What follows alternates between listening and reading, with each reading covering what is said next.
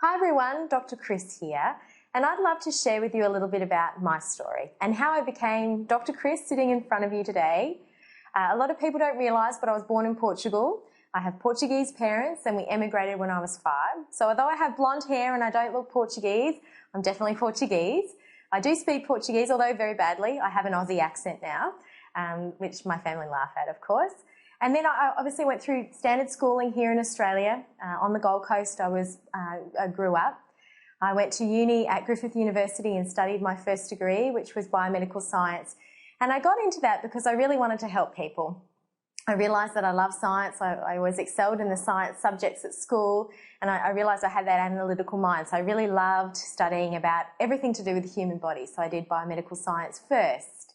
Along the way, I had some real health challenges. I suffered a lot with chronic fatigue. I felt terrible most of the time. I felt very tired, bloated. You know, I had doctors even tell me that I might have been depressed. Looking back on it, I realised that my health really was quite terrible, and I don't know how I got through. But somehow you scrape through and you pull through that time.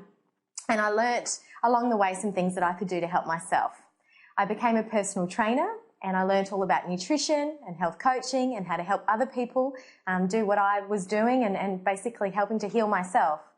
I then finished my biomedical science degree and finished up with personal training, realising that I couldn't do both, and worked in a lab, and I was doing cancer research. So I was researching about breast and bowel cancer.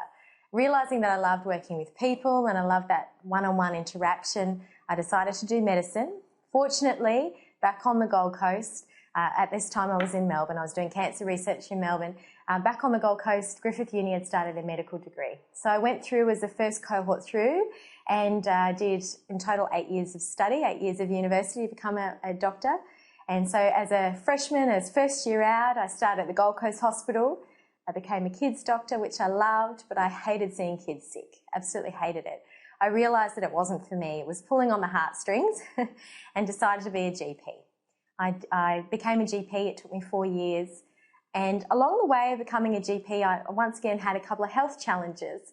And I dug deep and I looked at what I knew about medicine, and I realised that it was very much, a lot of it is very band-aid approach. It's very reactionary.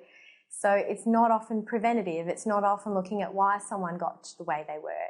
And that's when I discovered an integrative physician. My husband recommended that I go and see an integrative physician. I'd never heard of one before. My husband's a physio, and he was treating one as a patient. So I decided that's what I needed to do. I needed to go and see an integrative physician. I was very sceptical initially. I thought this can't be, real medicine. It has to be witch doctory. But I found some real help. Within 6 months, I was back to myself. I was no longer chronic fatigue. I no longer struggled to lose weight. I no longer felt tired, bloated, stressed. I no longer looked tired.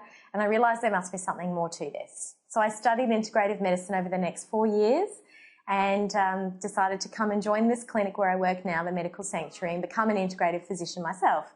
And so I've been practising this way now for 2.5 years, and I love it. And I wouldn't change a thing.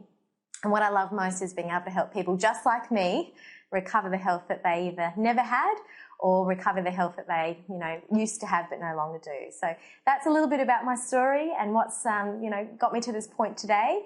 And, I look forward to going along the journey with you in the future.